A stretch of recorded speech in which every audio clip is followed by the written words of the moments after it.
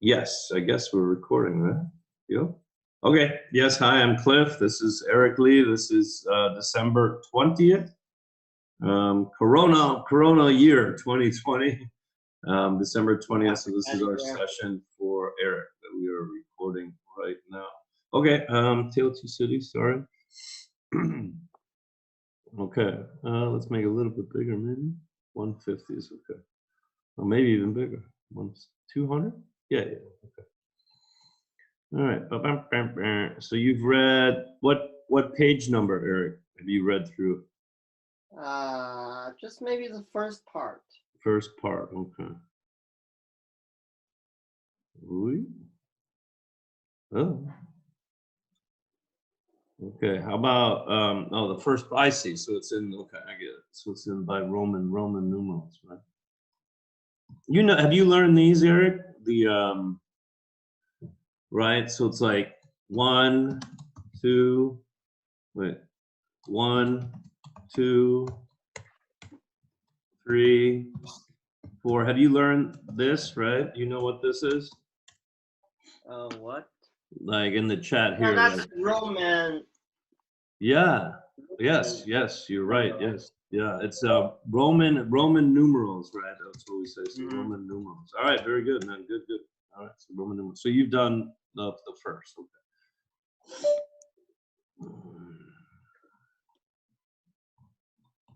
Do it. All right. Where are we?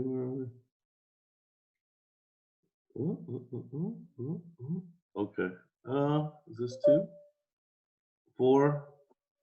We don't want 4. We want book first.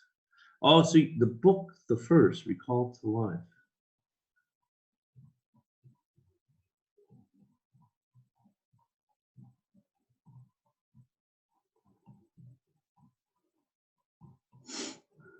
Yeah, so we'll rotate, right? Reading, like you'll read a paragraph, then I'll read a paragraph, and then let's do some study questions about this book, all right? To practice your knowledge about the book.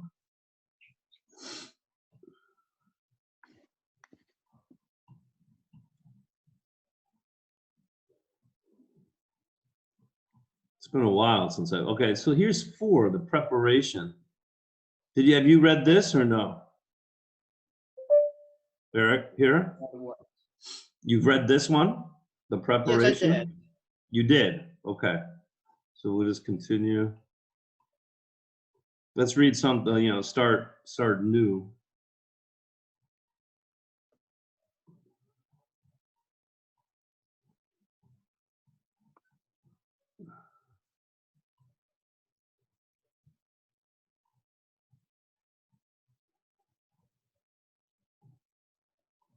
Yeah, sorry. I for some reason I've uploaded a Russian version.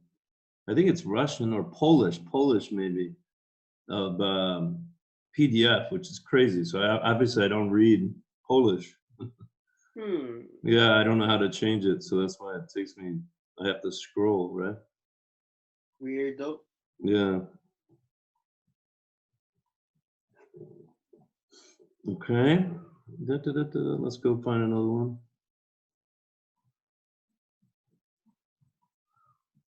Where did it end?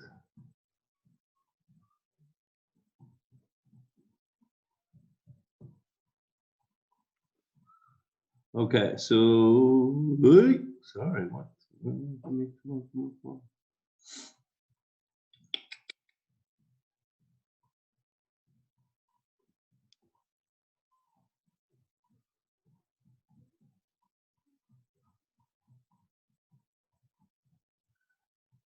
Man, they don't break this down very. Some long chapters, huh?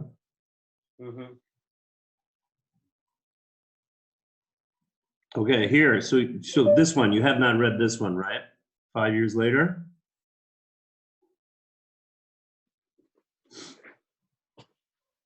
No, Eric. Yeah. Have you read this one? Page 72. 5 years later. Have you read this, Nikan Jashira? No. 5 years later. Should we read this one? Wait, is this part 2? This is, well, I think it's just one, still one, right? But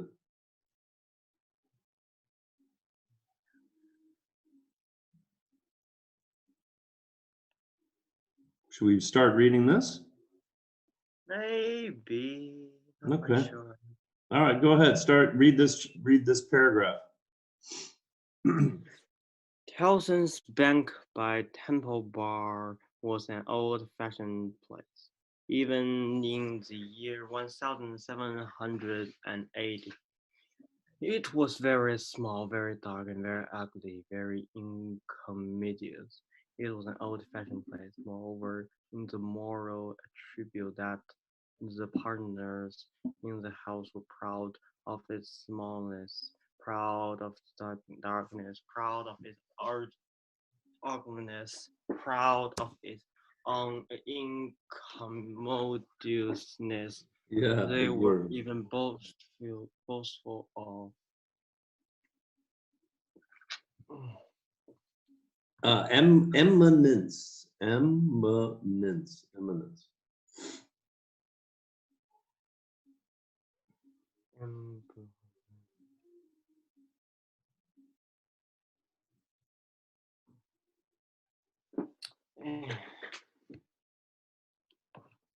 Yeah, good. Continue.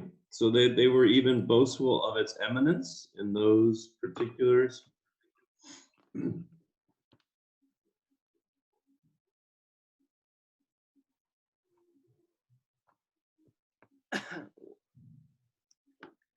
You okay? Is your is your throat Fine, sore fine. or no? You're Where am I okay? right now? Where am I right now? Okay. Yeah, I'll read this. It's okay. So they were even boastful of its eminence in those particulars, and were fired by an express conviction that if it were less objectionable, it would be less respectable. This was no passive belief, but an active weapon, which they flashed at more convenient places of business. Tellson's, they said, wanted no elbow room. Tellson's wanted no light. Tellson's wanted no embellishment, right? That's another good word, right? So again, Eric, you should, now that you have the book, or even if you have the digital, right, digital copy, Yep. highlight, and it's a good way, right, to increase your vocabulary, right? So Noakes and companies, right? So this is companies might, or Snook Brothers might, but Tellson's, thank heaven, okay? So commodious, incommodious, sorry. I'm gonna take a stab at that, and so it's two used twice here. Not very incommodious. Like, I think it has something to do with sound, but I'm gonna look this up because it's been a while since I've last seen that.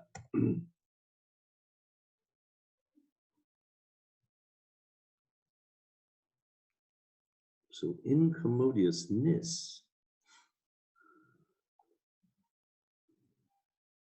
Incommodiousness. Is it, I think it relates to sound or incommodious.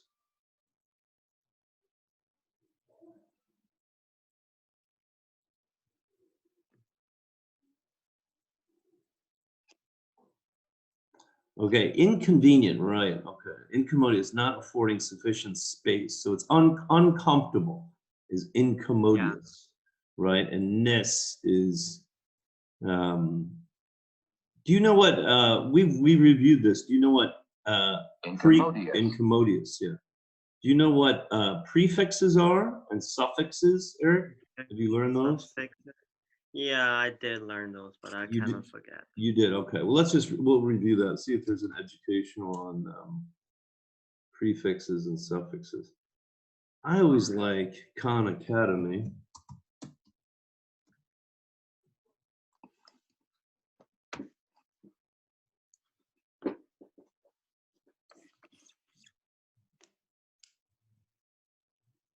These guys are pretty good. So prefixes and suffixes.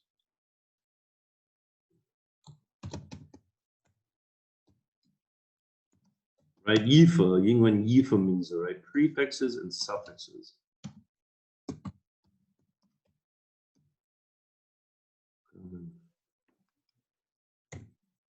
Maybe they don't. What are affixes? Ooh, wait. Sorry, go back. To be affixed. Come on now. Affixes. What are affixes? Right. Affix is something like that attaches onto something, right? To affix something. Okay. So come on, affixes.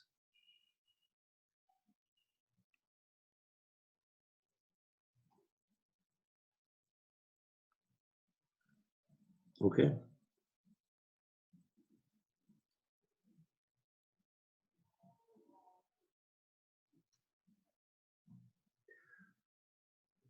Come on, man.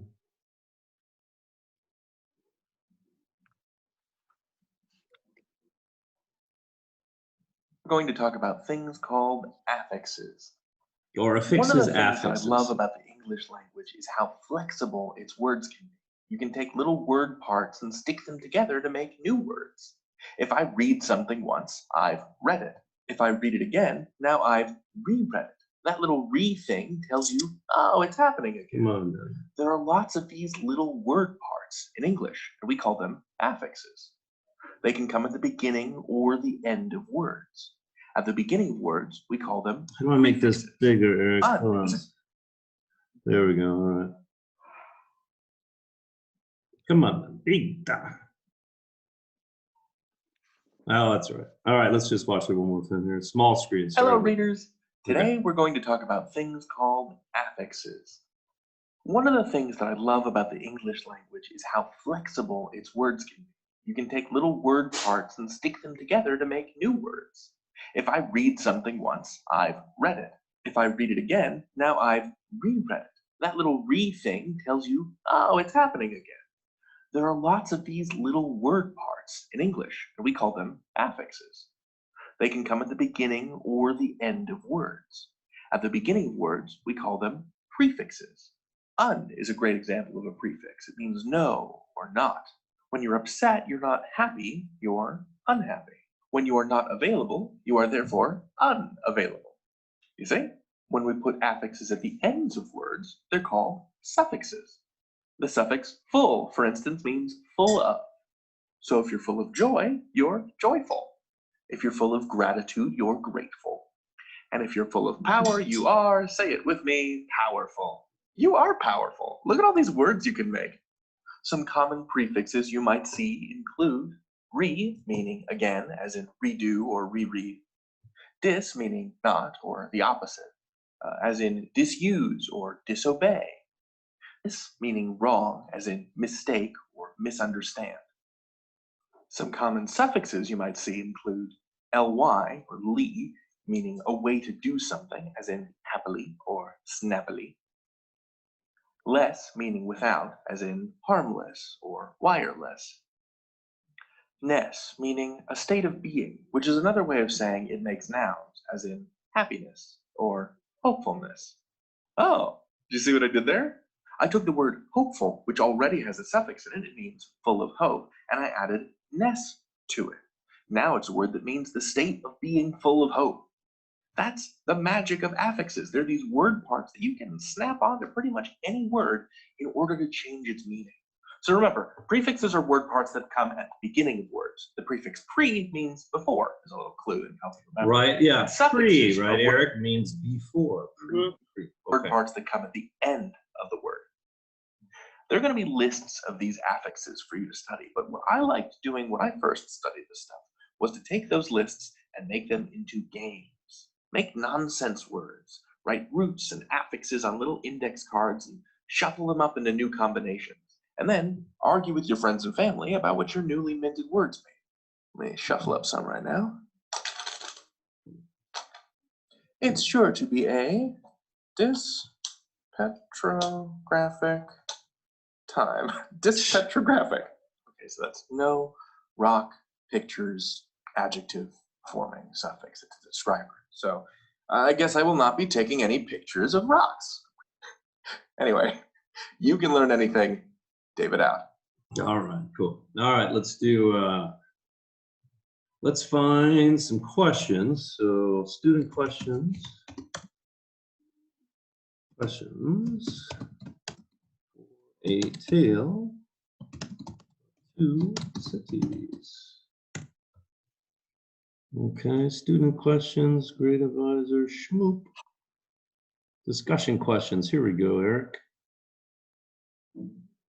Discussion questions, okay, all right, pretty good. Okay, can you get this on your computer here? Hold on.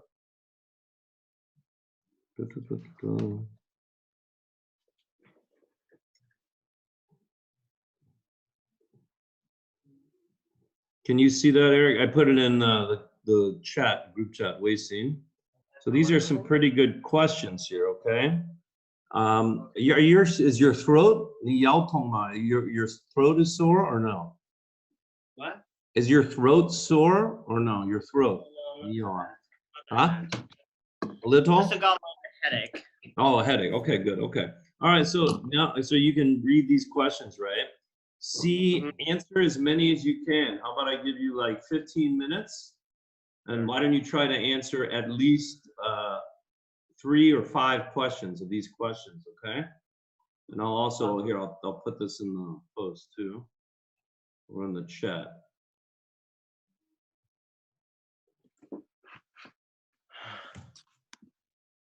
Okay. I just got a bad. Okay. So here are some questions. Just try to answer as many. I'll give you 15, 20 minutes and try to answer as many as you can. Okay? Got it. Okay. Got it.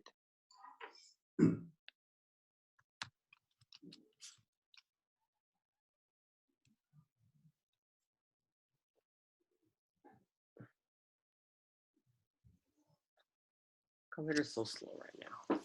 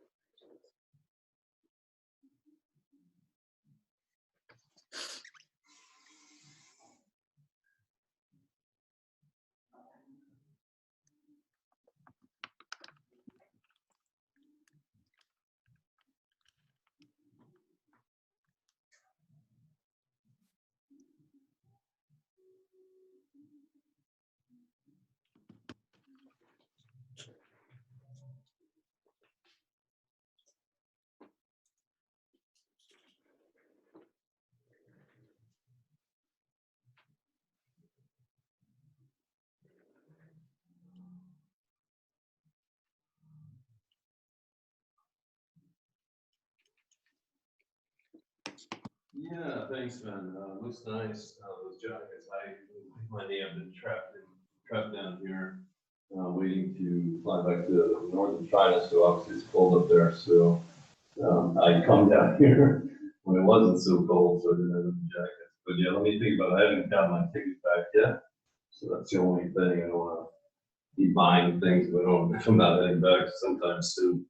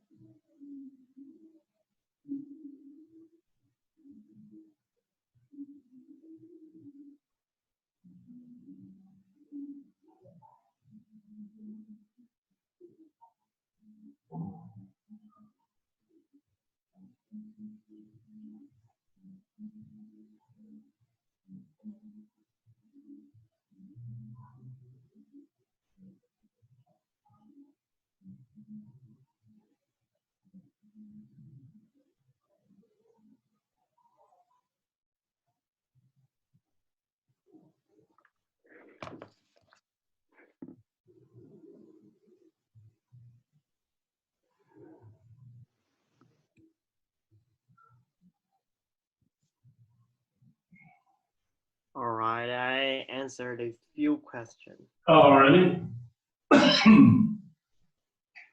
So basically, what is important about the title, The Tale of Two Cities? Well, those two cities is actually between the London and the France. Correct. Actually, countries. So, but I don't know why it says Tale of Two Cities. What do you think the importance of the title, right? What do you think is the meaning of A Tale of Two Cities?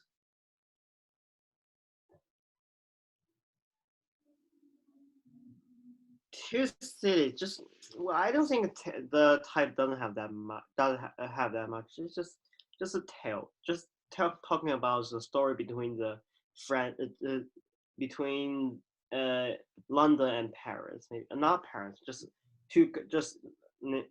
England and France. Okay. Yeah, let's see what good old YouTube, what they say about the meaning or the importance.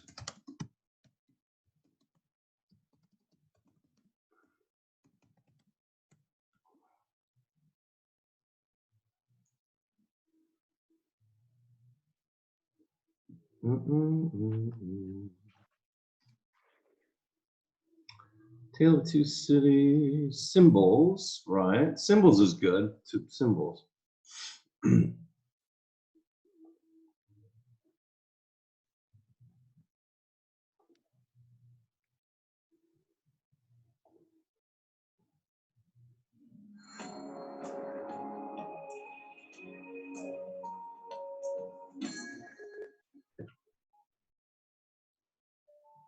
Let's review the symbols in A Tale of Two Cities. The first is echoing footsteps.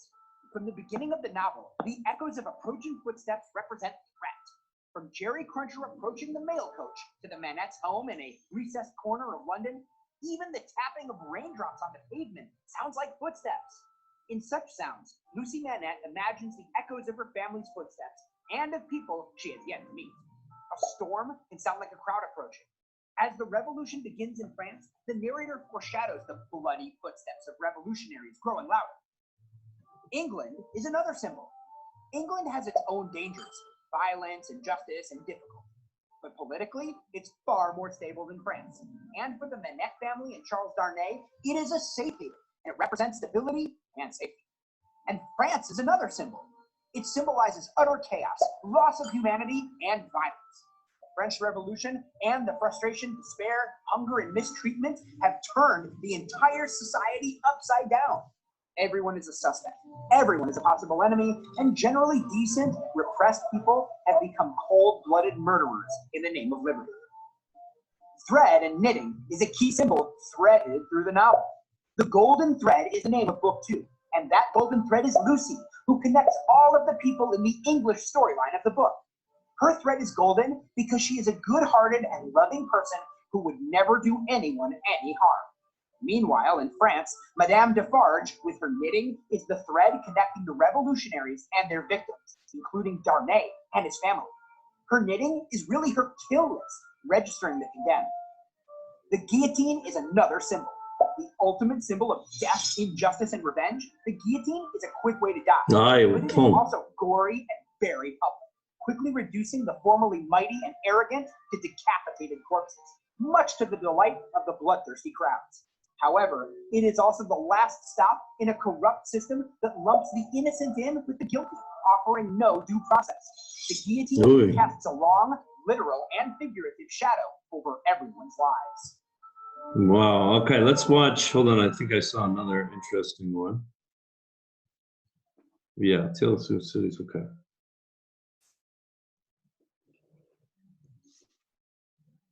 Everyone, I am here again with a new video of English literature on this YouTube channel, English Zone. Yes, friends, in this video we are going to cover an important novel. No, it's okay. Let's watch the themes. Where's the themes? Summary and analysis. That's okay.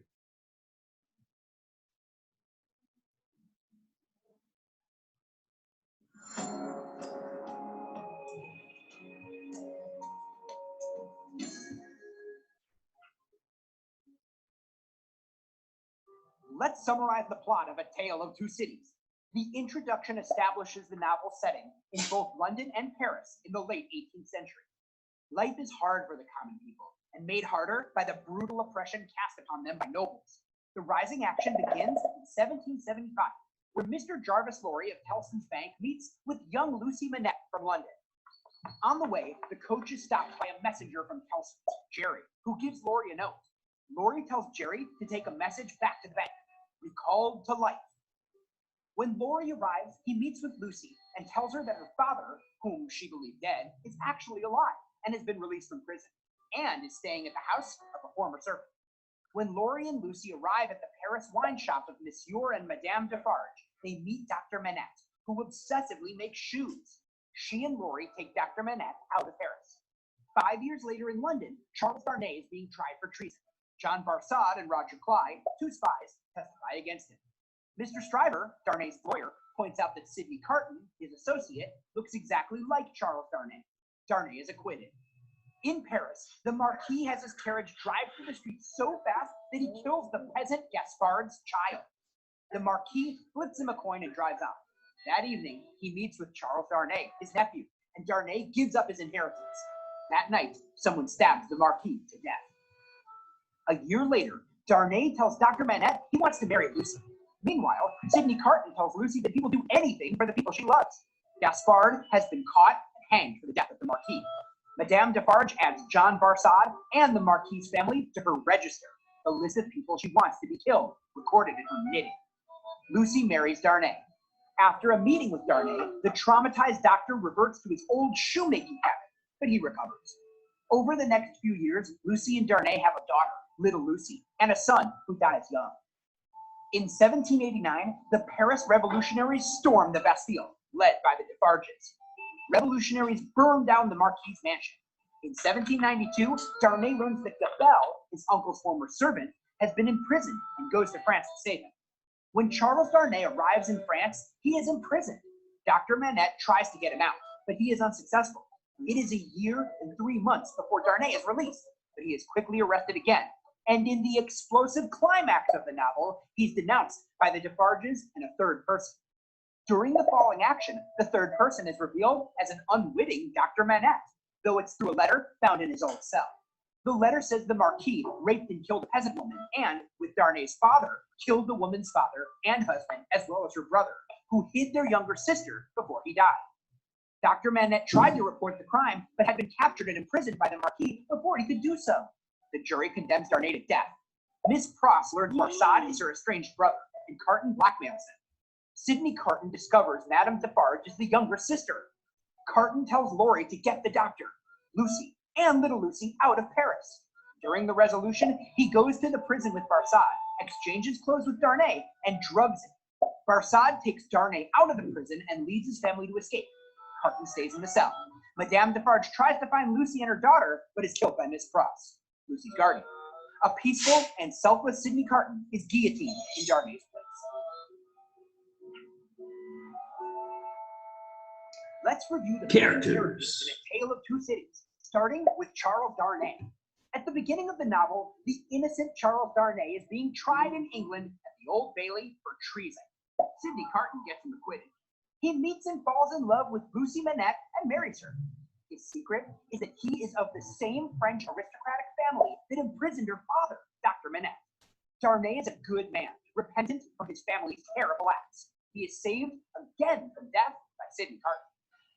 Sidney Carton is another important character. A lawyer who drinks heavily, happens to look a lot like Charles Darnay. Carton becomes reluctant friends with Darnay because he is in love with Lucy Manette, but he knows he cannot have her. Carton's depression and low self-esteem turn around, and he changes his life for the better. His love for Lucy is so strong that he vows to do anything for those she loves, so she can have a good life. In the end, he sacrifices his life to save Darnay from the guillotine. At the beginning of the novel, Lucy Manette is only 17 and has been told by Mr. Lorry, her guardian and advisor, that her father, whom she believes dead, is actually alive. Bringing him back to London to live with her, Lucy is the golden thread who ties together nearly all the other characters. She marries Charles Darnay, becomes friends with Lorry, and is loved by Sidney Carton. Her goodness and link to Darnay make her a target for Madame Defarge. Miss Pross and Dr. Manette dogmatically protect her. Dr. Manette is a frail former prisoner who can do nothing but make shoes all day long. Rescued by his daughter Lucy, he becomes a stable, loving father and solid friend, unless something reminds him of his time in prison.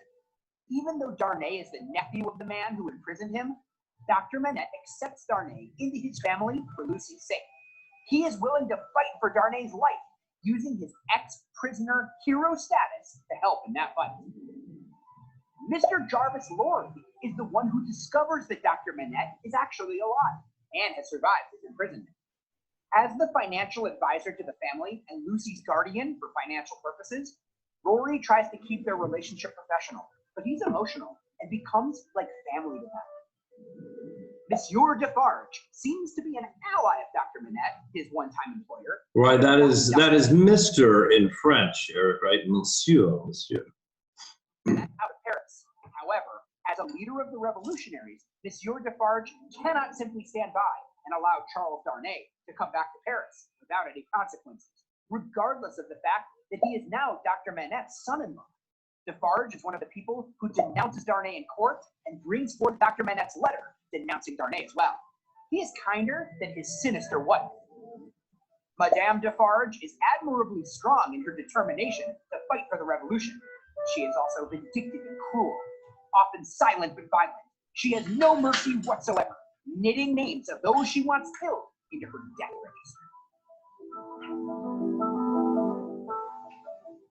Let's review the symbols in A Tale of Two Cities. The first is echoing footsteps. From the beginning of the novel, okay, we've already seen this. Now let's do themes. Now, yeah. Go to the characters' themes. Choose your themes.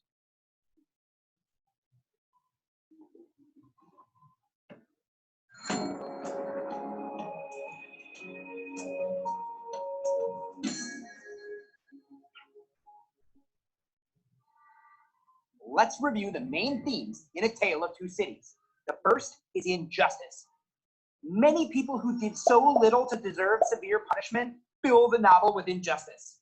Dr. Manette's imprisonment, which tore him down emotionally, was unjust.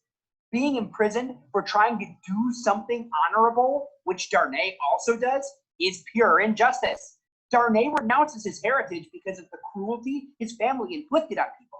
The revolutionaries want to guillotine him for being part of an aristocratic family that had previously done wrong. And most nobles unjustly go too long without their own punishment. Another theme is love. Dickens explores many powerful love relationships in the book. Romantic love, love between parent and child, love from afar, love between friends, and love for mankind. He also examines differences between people in how they love, as well as how love can be twisted or even overridden by circumstance or an individual's foibles. Lucy and her father, Lucy and her daughter, Lucy and Darnay, the Manettes, even Laurie and Carton. The bonds of love are everywhere. Resurrection is another theme. Recalled to life is an important message in the novel. Dr. Manette was imprisoned for 18 years in the Bastille, but he is not resurrected from death just once. In his making shoes, he's completely separated from the real world, and it is Lucy who resurrects him once again to return him to a real life and familial love in London. Other characters who also experience resurrections are Charles Darnay, who survives several death sentences, Roger Cly, whose funeral is held in Book 1, but who turns up alive later, and John Barsad and Madame Defarge, who experience resurrections when their true identities become known. Self-sacrifice is another key theme. Lucy embodies self-sacrifice, taking on her father and caring for him. Dr. Manette's effort to report rape and murder by denouncing the Marquis and his brother is another example of it, since he risks his own safety by doing so. Charles Darnay puts his life on the line, standing up for an aristocrat's servant, risking his own life. But Sidney Carton makes the ultimate self-sacrifice. He takes Darnay's place at the guillotine in order to make sure that Lucy and her family will be together and happy. Vengeance is another important theme. When the tables turned on the cruel aristocracy and the revolution got underway in France, the common people, driven by generations of starvation and mistreatment, went even further. Dickens examines the topic of vengeance from the perspective of not only classes, but also of individuals. For some, like Madame Defarge and many other revolutionaries, Vengeance is the primary driver of their actions. For others, such as Charles Darnay, Manette's, and Sidney Carton, vengeance is another form of violence and should be avoided as it perpetuates it. Violence is indeed a theme. The French Revolution was all about bloodshed, and Dickens portrays it graphically, including state-sanctioned torture and killing, mob violence, and the brutal reign of terror. As the novel progresses, the revolution takes hold, and violence becomes increasingly brutal and pervasive. All right. All right, Mr. Lee. How about the next question here? Maybe one of these or this one. Okay. So did you do number 2 here, Eric? Yeah. Okay. So what are the conflicts in A Tale of Two Cities? The several conflicts. Oh, sorry. Wait, hold on. Big one. Okay. Well, there are several conflicts. Yes. Which ones are the most important, right? Physical, right? So that's physical. Two people. The most important conflict, I think, it was between it was the French Revolution. The French Revolution. Okay, so is that a physical, moral, intellectual, or emotional conflict? Physical conflict. Physical, yes, of course, because they're literally fighting, right? Pong, pong, pong. They're hitting each other. They're fighting. It could also be a little, right?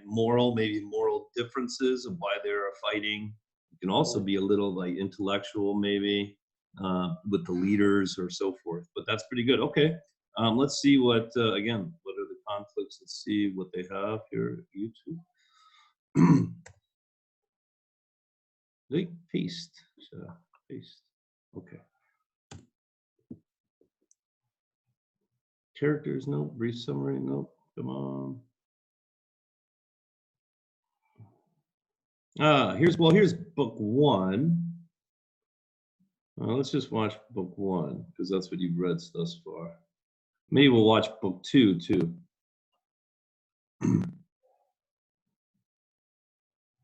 Oh, book 1 chapter. We want book 1 chapter. Sorry. Book 1 chapter 1. Book 2. Well, I guess that's all there is. I guess.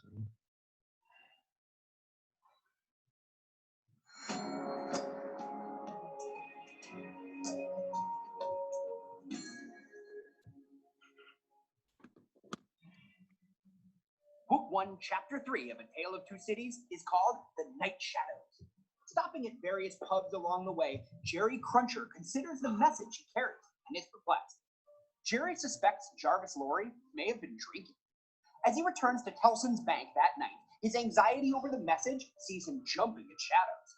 Meanwhile, Lorry is napping in the mail carriage, dreaming that he's speaking to a 45-year-old man who's been in prison for 18 years.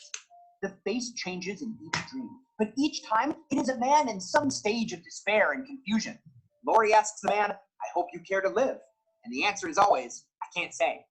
It appears Lorry is going to dig up a prisoner who's been buried alive for 18 years. Interestingly, in the first paragraph, Dickens breaks through to address readers directly with a reflection on the separateness of individuals and how each is a mystery to the others. Such an interruption in the narration is known as an authorial intrusion and was typical of Dickens' style. This chapter gives the reader insight into what it must be like to be a prisoner in the late 18th century, locked up so securely that it's like being in a grave. But this particular prisoner is about to be freed from the 18-year grave of his prison cell, bringing back the theme of resurrection from the dead. Jarvis Lorry's dreams about this prisoner reveal a little more about his character. Supposedly all business, his fitful dreams show Lorry's caring heart underneath his stuffy banker exterior. Okay, let's do literary. What are literary conflicts in literature?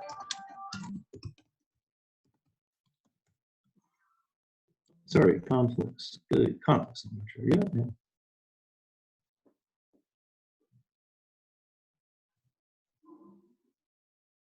Conflict in literature is what makes a story interesting. Sure, you have a character, setting, and a plot that play into the quality of a story, but you don't have a story at all if you don't have conflict. In literature, conflict is any struggle between opposing forces. Most often, this happens when the main character wants something to live, to rise above his or her situation, to change society, and something else gets in his or her way. All conflict in literature is divided into two main types, internal and external. Internal conflict only has one category, person versus self. This occurs anytime the protagonist is battling an inner war.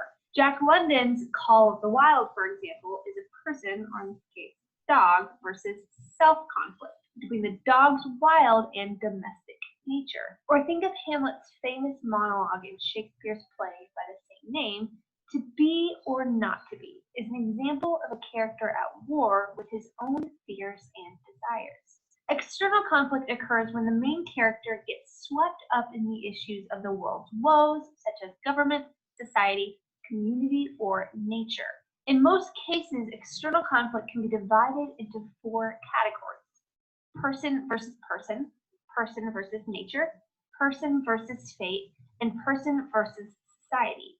There are two more possible categories that have arisen in recent years, but we'll talk about those later. First, let's take a closer look at the main four. In person versus person conflict, the protagonist is opposed by another person. A well-known example of this appears in Victor Hugo's Les Miserables, when the justice-driven Javert continually thwarts Jean Valjean's attempts at redemption and mercy.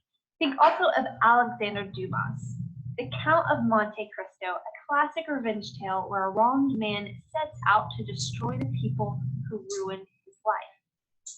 The second type of external conflict is person versus nature.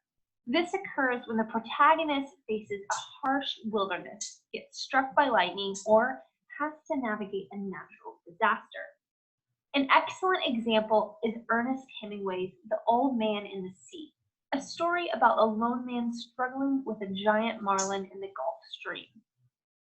The third type of external conflict, person versus fate, is very common in Greek tragedy. This occurs when the main character is trapped by what seems to be an inescapable destiny. Think of Oedipus Rex, a Greek play where Oedipus learns he is fated to marry his mother and kill his father. Oedipus's attempts to escape this fate only end up bringing it to pass. In person versus fate literary conflict, freedom and free will take a back seat to the unfolding action. The last major category of external conflict, person versus society, occurs when a character struggles against the mores of their culture or government. Think of Ray Bradbury's Fahrenheit 451, where a fireman required to burn books ends up secretly collecting them instead. Remember those other two categories I mentioned earlier? Some argue that person versus the unknown and person versus machine should also be included in the list. Person versus the unknown is an external conflict caused by something outside human understanding, such as aliens, monsters, or the supernatural. Think of H.G. Wells' War of the Worlds, or Stephen King's The Shining. Person versus machine is a theme that places the main character against technology. A classic example of this would be Mary Shelley's Frankenstein, although this conflict is also a common theme in modern science fiction. Think of the Blade Runner, the Terminator, and 2001: A Space Odyssey. Often, a work of literature will have multiple conflicts within it. Let's take a quick look at Herman Melville's famous novel, Moby Dick. There's a major person versus nature conflict between Ahab and the whale, but there's also a person versus man conflict between Ahab and the crew, as well as an element of person versus the unknown between Ishmael and God. So remember, there may be many different kinds of conflict in one story, but there has to be at least one example of conflict for any story to exist. I hope that this video was helpful for Yes, you. If you enjoyed it, then be sure to- All right. So how about number 3, Eric? How does Charles Dickens, right, the author, reveal character in A Tale of Two Cities, right? To reveal a character, meaning how does he show the character, right? What type of people are the characters in A Tale of Two Cities. So what do you think for this one, Eric?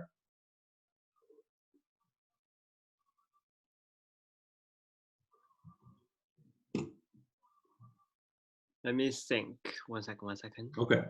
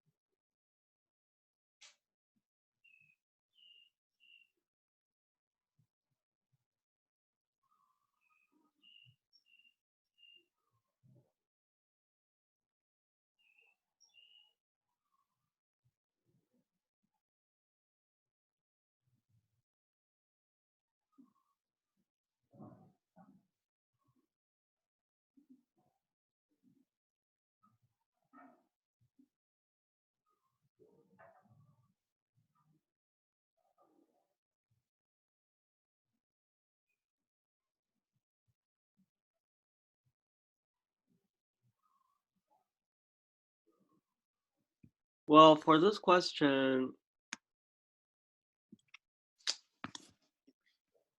it's like, how does Charles Dickens review characters in Tale of Two Cities? Only this question I have no idea. Yeah, I guess reveal would be like, you know, 描写这个人在哭, right? Yeah, that's why I said this question I have no idea. Okay. I think we already watched the characters in there. Let's see the context in your essays, crucial context. Types of characters in literature. This one, she's pretty good. I like her. So let's play her again. Types of characters.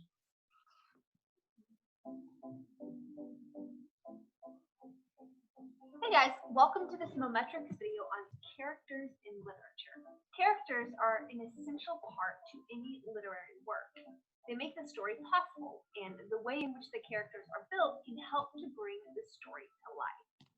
In this video, we will take a look at the definition of character within literature, and then we will look at character development and the different types of characters. What is a literary character? A character is any animate figure within a story. So things like plants and non-living objects would not normally be considered characters, unless, of course, these things have been personified and brought to life. A character's development speaks to the depth and complexity of a character. It's possible that a character starts out thoroughly developed, or it may be that the author chooses to slowly develop the character as the plot unfolds. It can also be the case that a character starts out highly developed, but the reader is not made aware of certain aspects of their development until later. Main characters are essential to every story. Main characters are the characters with the most amount of influence on the plot, or the characters that the plot has the most influence on. There are a few different ways in which you can classify main characters in a story: flat or round characters, protagonists or antagonists, and dynamic or static characters. Flat characters are often described as characters that are two-dimensional, meaning that they lack real depth or are not super complex, nor do they show much development throughout the course of the story. Round characters can be thought of as three-dimensional. These are the characters that are realistically complex and have depth that is identifiable and distinctly human-like. Round characters will show development in ways that engage or astound the reader. A protagonist is always a main character in the story. The protagonist prompts a story's action and captivates the reader's attention. In most cases, the protagonist is the character that the reader will experience empathy for. He or she is generally the hero or heroine and is very well developed, complex, and relatable. This is the character that the plot builds around. The antagonist is directly opposite to the protagonist. The antagonist works against the protagonist. They're usually the bad guy or girl in the story.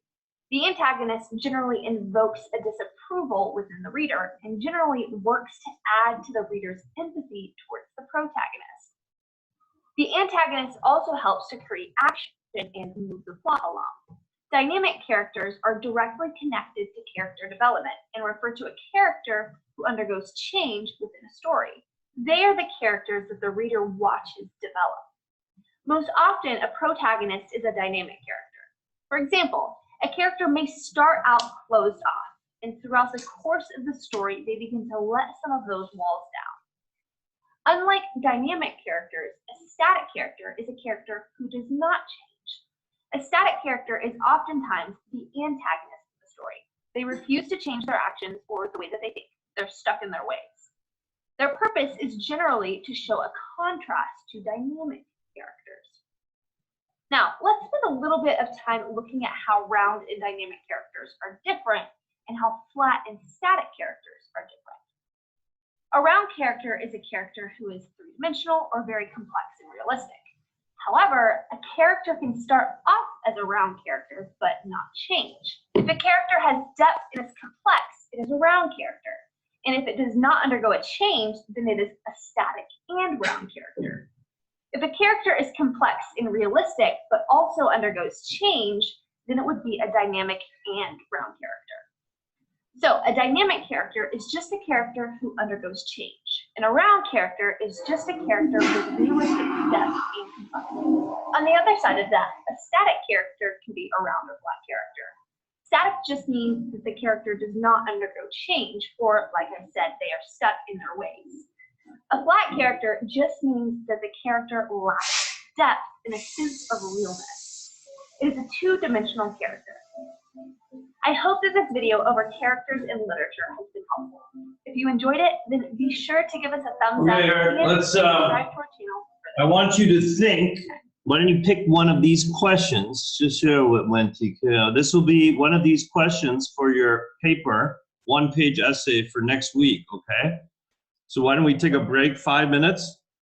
Take a break, and then why don't you think of pick one of these questions, and this will be your essay, okay? Okay. Okay, so yeah, 5-minute break, and then think which one you want to write about for your one page.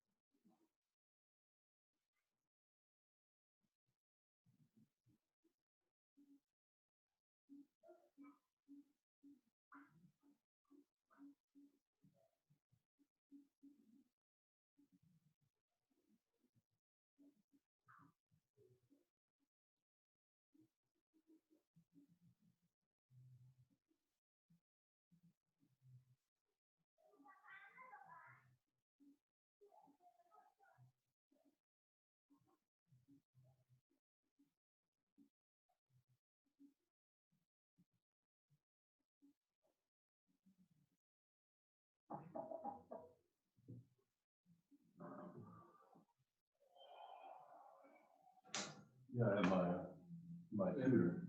No, yeah, but no, that's right. Take a little break. I just stayed up last month. I love to listen. Yeah, this is the beginning. I think I'm missing the city. So cheap to cross now. I mean, if you don't care about the Wi-Fi, you're good. I mean, I got I think about just going over there and check out the rooms. Almost 120 for the month. Very sort of I'm saying it's most same here. The series and environment here. I didn't go for breakfast. I didn't finish for breakfast, so I'm getting tired of it. What are you doing today? Just got this last night. I was on 2 days. Yesterday I woke up. So I'm like, so you think you eat? Yeah. And it's cold today too. So yeah.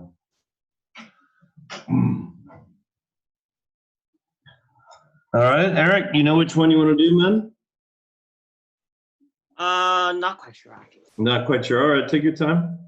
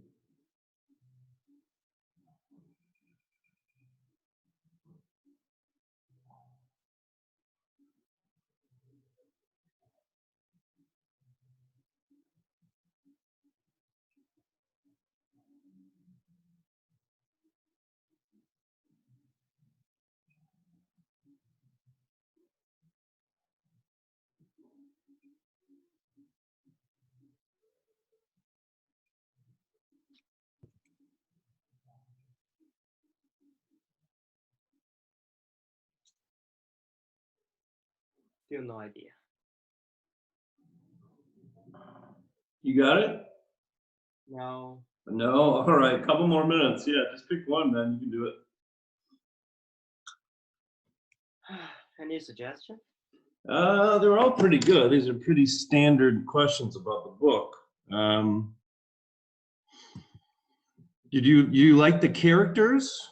This one's okay. Are the characters consistent in their actions, right? Which of the characters are fully developed? That's a good one. Here, this one is about war, all right? This one is about the economy, right? So business, business.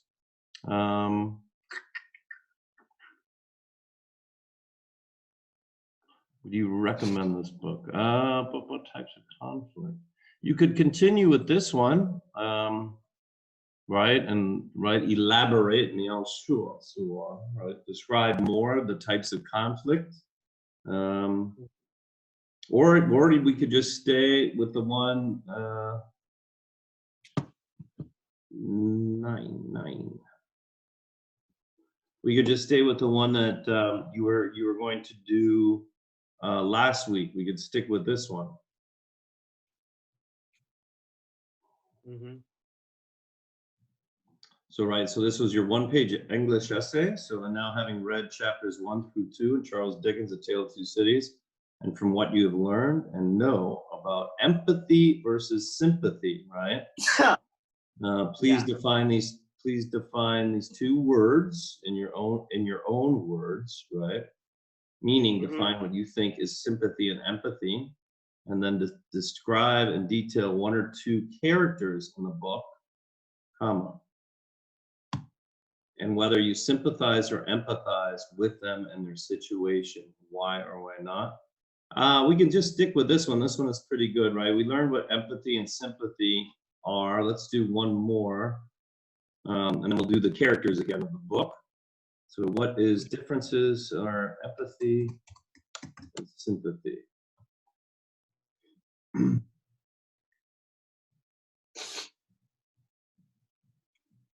Yeah.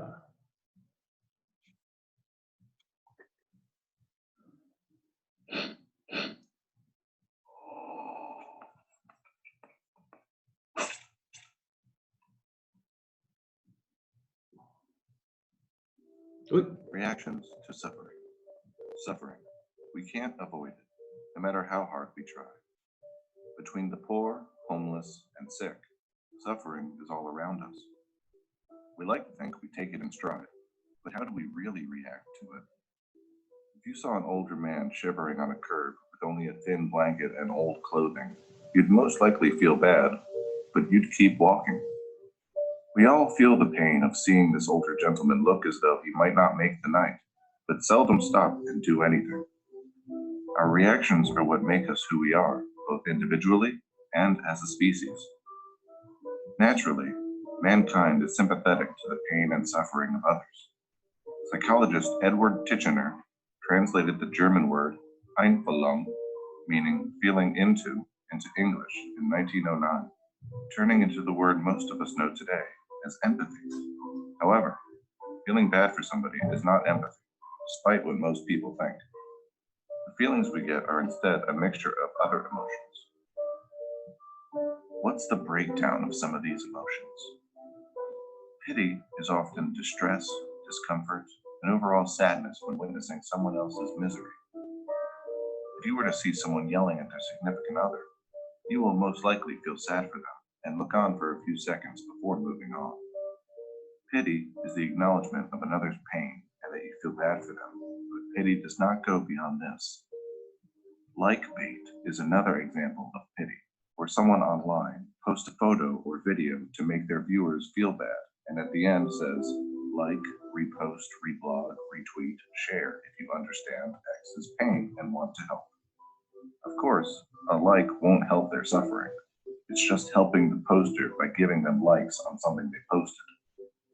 Sympathy is the physical display of pity and hoping that the person will be relieved of that pain or suffering. It is caring about the well-being of somebody without personally knowing the struggle. You try to understand by putting yourself in their shoes. Empathy is both caring and personally knowing the struggle the other person is going through. Remember, personally knowing is not always paired with caring, which means it is not true empathy. This is evident in psychopaths. You have to have personal experience and care in order to empathize. Compassion is either empathy or sympathy paired with a desire to relieve that person of their pain. With compassion, you actively seek a solution. You do something with your sympathy or empathy rather than just walking away. It must be noted that altruism is very different from empathy, sympathy, pity, and compassion. When someone acts altruistically, they are acting on the basis that it is the right thing to do, not because they feel bad. Altruism can be detached and emotionless, as it is not buried in personal emotions, only in doing the perceived right thing. One way that altruism can backfire is being ignorant of pain, not understanding the problem, but trying to fix it anyway. A good example of this is replacing a child. Right, altruism. How, right? To be good, altruistic. They believe it is the right thing to do. However, by replacing this toy, you are tossing out all the memories they have attached to that toy. So, if you were to see that same old man shivering, what would your reaction be? Pity? Sympathy? Empathy? Would you give him another blanket out of altruism or out of compassion? Write your answers below. And don't forget to subscribe for Okay, more let's videos do on human the emotion. importance of empathy. Just share it.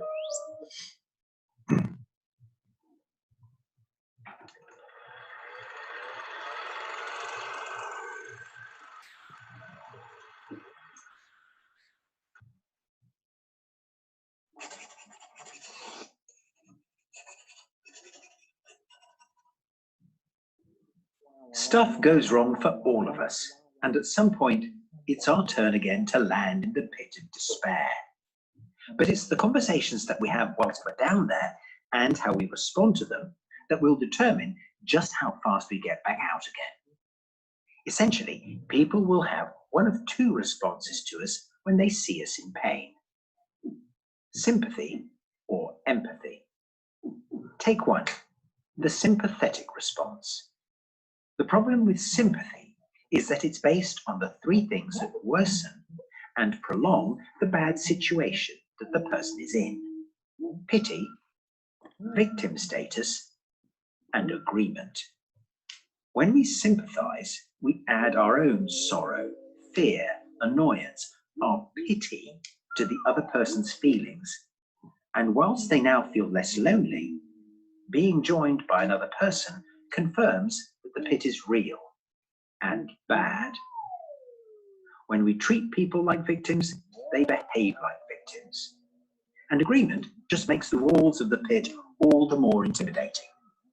Sympathy always ends in the same way, with a bungled rescue attempt, which almost always fails, because deep down, we don't want to be rescued. We want to be right. Okay, everyone, take two, quiet on set, roll camera, and empathy. When we empathize with someone, we have the power to change the game.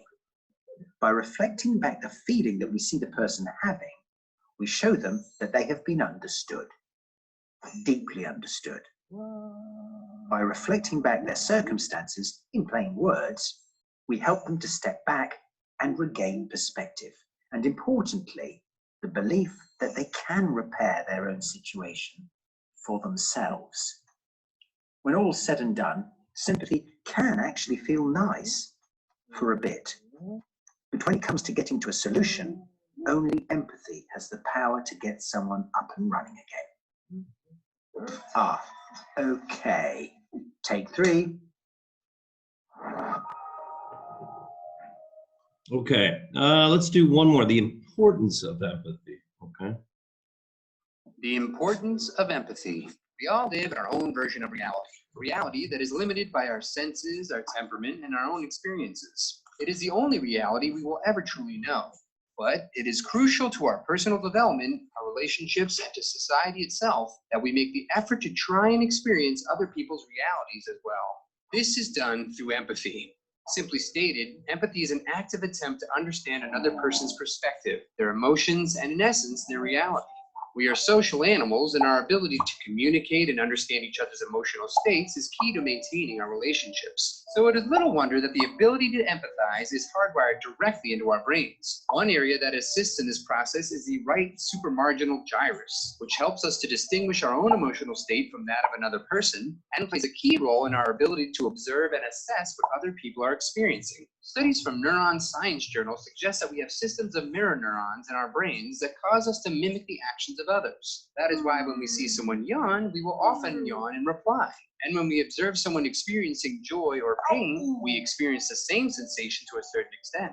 But these reactions are primarily driven by subconscious reflexes. In order to be truly empathic, you have to actively think beyond yourself and your own concerns. You can develop this empathic skill by practicing some simple habits. Be observant of others. We tend to spend the majority of our day dwelling on ourselves, caught up in our own daily routines and digital distractions. But taking the time to observe others around you is a good first step in developing your empathy. Watch and wonder. Try to focus on the person's state of being rather than categorizing or labeling them. Ask yourself, what kind of day are they having? How are they feeling? Challenge yourself to genuinely care about their well-being. Curiosity about others is the first step to expanding your empathy. Use active listening. During a conversation, especially a heated one, most people formulate their response before the other person even finishes their statement. This form of communication is more verbal combat than an exchange of ideas or opinions. Avoid this reflex by slowing down. Rather than rushing to reply, take a moment to consider the other person's statement. Ask follow-up questions to better understand what the speaker intended. Try to understand their emotional state and the deeper motivations behind their statement. What life experiences led them to their current worldview? Remember, you don't need to share someone's opinion in order to understand it and acknowledge it. And listening will help inform and expand your own opinion. Open up. Learning more about other people's experiences is a key element to seeing the world through someone else's eyes. But it is also important to open up about your own feelings and experiences. Empathy is a two-way street that at best is built upon mutual understanding. Through a combination of uncovering the deeper motivations of someone else's position and expressing our own underlying concerns, we often discover a shared commonality, even with those who hold different beliefs than ours. Through the practice of keeping an open mind, empathy helps us challenge prejudice, find commonality, and expand our moral universe. Without it, we are apt to label people outside our circle as the other, the problem, or the enemy. These labels draw lines in the sand that prevent us from moving forward or growing. It cuts us off from the realization that the human experience is a shared experience. We have much more in common than we think, and are really just seeing small variations of the same reality. Okay, all right, so Eric, so for something like this, for your essay, so first, right, so empathy versus sympathy. So I'm asking you to define these two words, right? So that's easy, so you just go empathy. You don't even have to type it, right? You can just copy, oops, sorry, copy. Okay, go to definitions. Oops, sorry, okay, which one? Please. Empathy. Well, I'll type it in.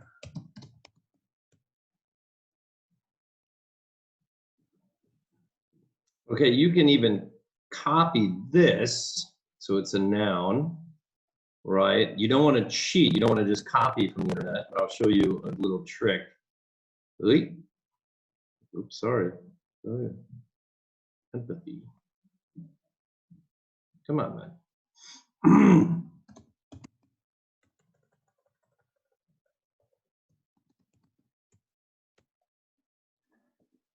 Oh, come on, Cliff. Misspelled it. Empathy. Okay, so I'm going to copy this. Can I copy this from there? Yeah, all right. So copy, and then go back here. Start video. Oh, I mean, that's right. Wait, sorry. Okay, so I would say for your introduction, right, the first paragraph, I would say, in my opinion, empathy means, okay, blah, blah, blah. And then you can paste this. You don't want to quote, just use this, right? Because you want to make it into your own words. So generally, I've always her to learn, but it may have gotten more difficult, is you need to change at least 1 to every 3 words. Ge or 청字就是一个信字，在3个字 so every 3 words you need to change 1 so you don't copy. So you can say, in my opinion, empathy means or is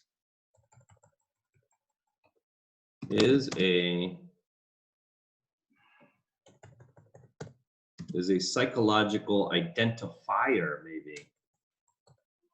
Okay, period. You can say it encompasses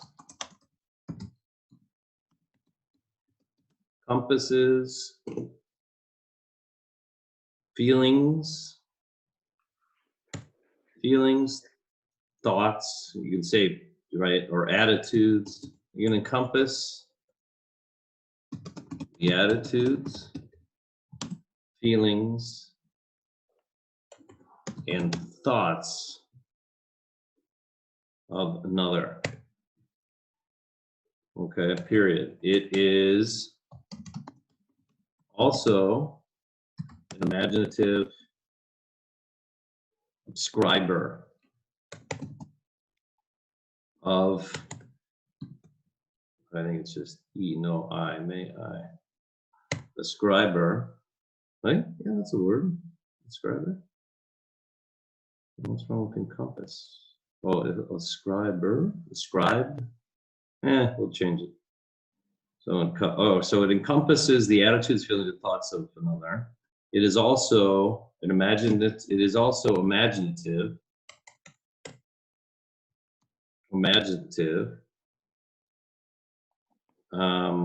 describing, that's fine. Describing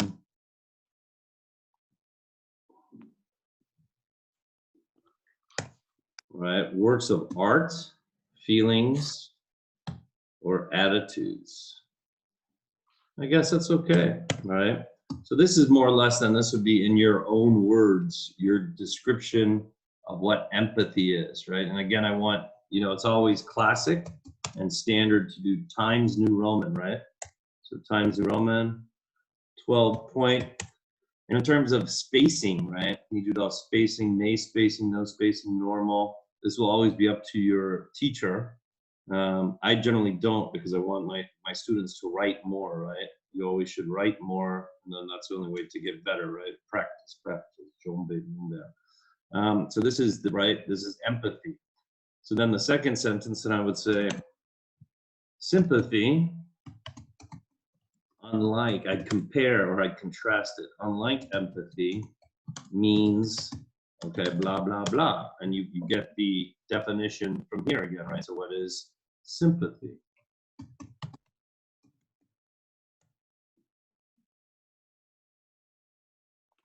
Okay, sympathy. I'm typing that. Poorly. All right, so this is a very long list, right? So you can just copy, or you can, right, change the words to then for sympathy, okay?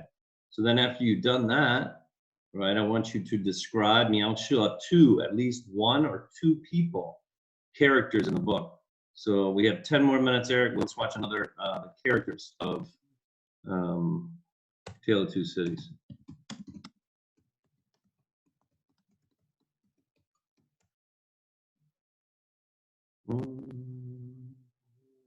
Yeah.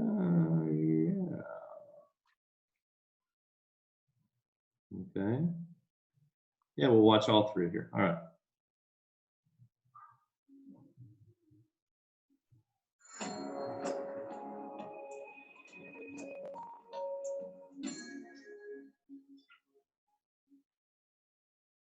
Let's review the main characters in A Tale of Two Cities, starting with Charles Darnay.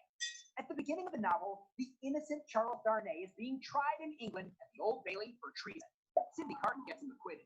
He meets and falls in love with Lucy Manette and marries her. His secret is that he is of the same French aristocratic family that imprisoned her father, Dr. Manette. Darnay is a good man, repentant for his family's terrible acts. He is saved again from death by Sidney Carton. Sidney Carton is another important character. A lawyer who drinks heavily and happens to look a lot like Charles Darnay, Carton becomes reluctant friends with Darnay because he is in love with Lucy Manette, but he knows he cannot have her. Carton's depression and low self-esteem turn around, and he changes his life for the better. His love for Lucy is so strong that he vows to do anything for those she loves so she can have a good life. In the end, he sacrifices his life to save Darnay from the guillotine. At the beginning of the novel, Lucy Manette is only 17 and has been told by Mr. Lorry, her guardian and advisor, that her father, whom she believes dead, is actually alive. Bringing him back to London to live with her, Lucy is the golden thread who ties together nearly all the other characters. She marries Charles Darnay, becomes friends with Lorry, and is loved by Sidney Carton. Her goodness and link to Darnay make her a target for Madame Defarge. Miss Pross and Dr. Manette dogmatically protect her. Dr. Manette is a frail former prisoner who can do nothing but make shoes all day long.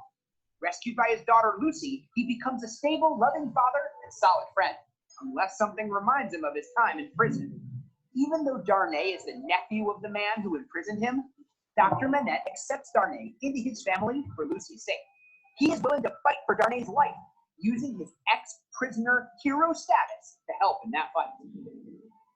Mr. Jarvis Lorry is the one who discovers that Dr. Manette is actually alive and has survived his imprisonment.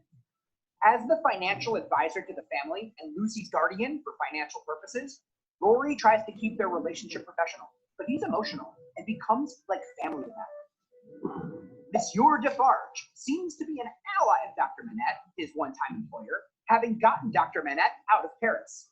However, as a leader of the revolutionaries, Monsieur Defarge cannot simply stand by and allow Charles Darnay to come back to Paris without any consequences, regardless of the fact that he is now Dr. Manette's son-in-law. Defarge is one of the people who denounces Darnay in court and brings forth Dr. Manette's letter denouncing Darnay as well. He is kinder than his sinister wife. Madame Defarge is admirably strong in her determination to fight for the revolution. She is also vindictive and cruel, often silent but violent. She has no mercy whatsoever, knitting names of those she wants killed into her death register. Okay, let's watch another one. I saw two or three maybe. Yes.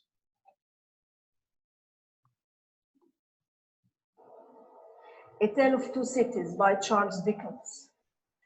In this video, let's see, Dr. Manette London cast. Yes.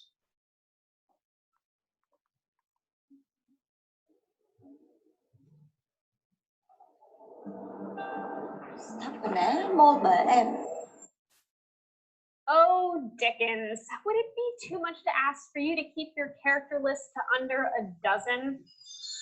Then he'll need to have a wife, and they'll need to have a child, and then there's his double and his double's associates, and we'll need spies, of course. It is a revolution. And the revolutionaries, maybe if I call them all Jacques, that'll make things easier. Jacques 1, Jacques 2, Jacques 3, and so on, just to keep them sort of straight. And then, yeah. Luckily for you, I've got a 60-second tour of this cast of characters and their many connections right after this.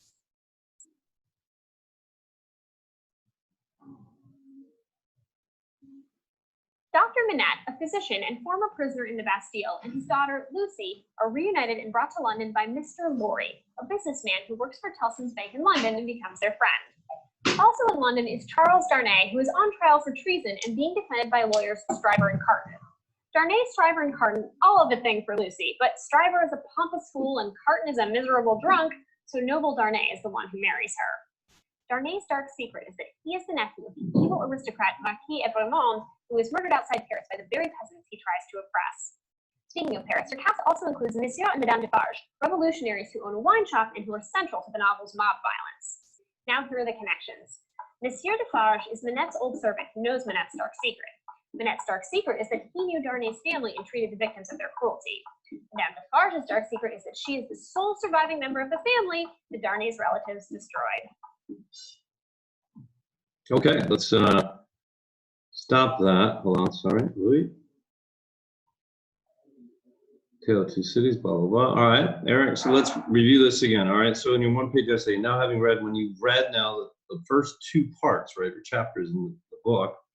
So now you're gonna define sympathy, and then I want you to describe in detail one or two characters from the book, whether you, right, you sympathize or empathize with them and their situation. So for example, so then you would say, so Madame, I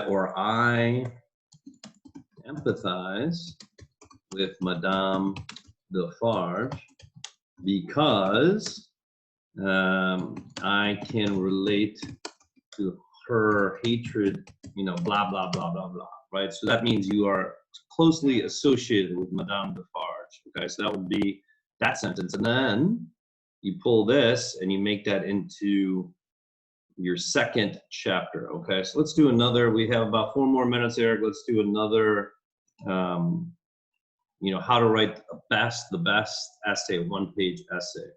Let's see if Khan Academy has it. Hold on.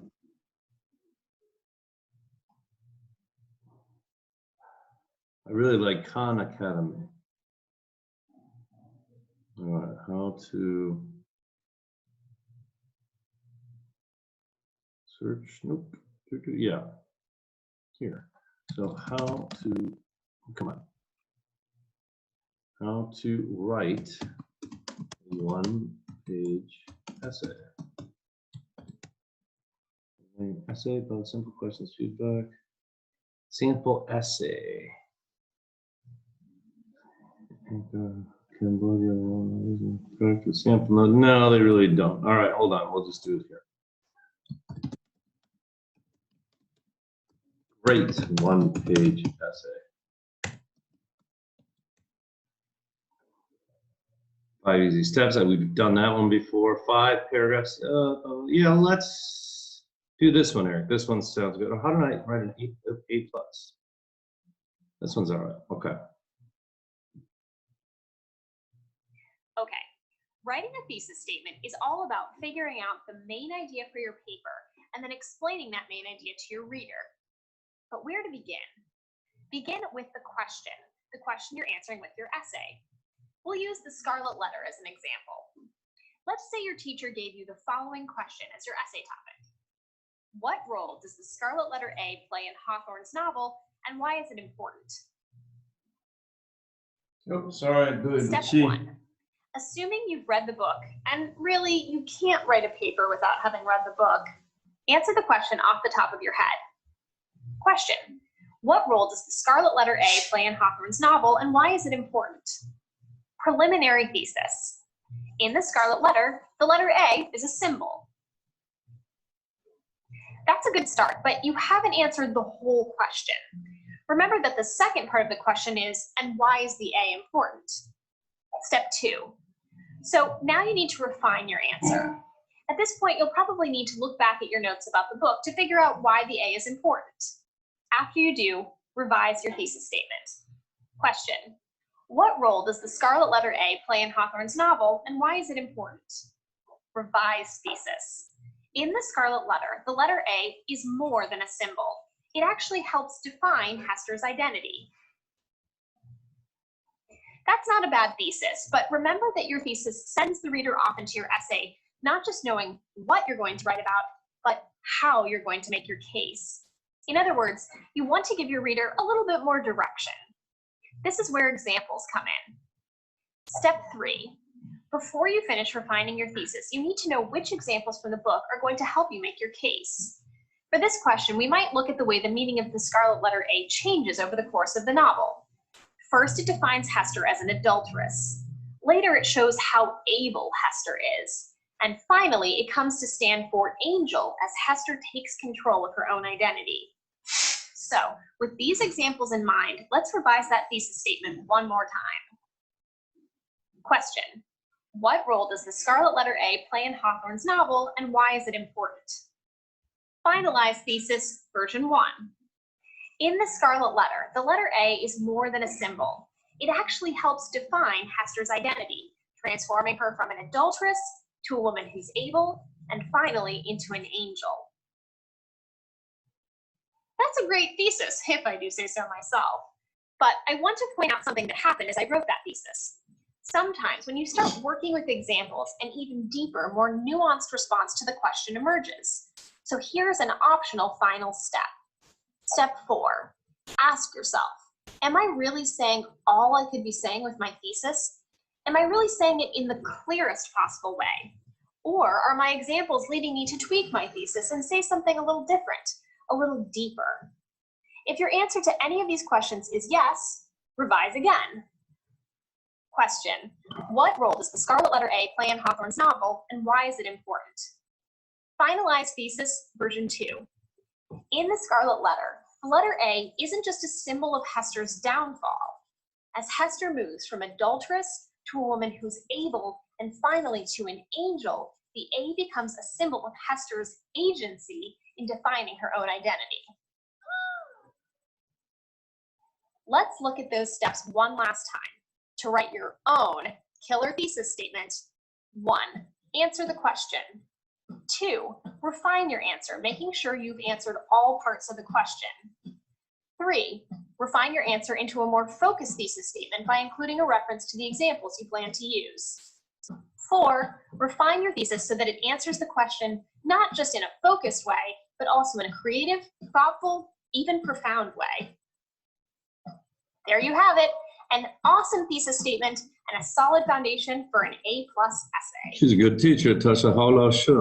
Okay, Eric, Didi, so you no school, right? So you can rest and you can finish the one-page paper this week, yes? Yes, Eric? Yes. Yes. All right, very good. All right, so I'll go ahead. I'll give you an email probably today. All right, today I'll give you an email. It's cold here in Cambodia too. Hanlong, Cambodia, pretty cold. So I'll send you an email today. Okay. Okay. All right. Saijam. Bye bye, Didi. Bye, brother. Bye bye. Bye bye.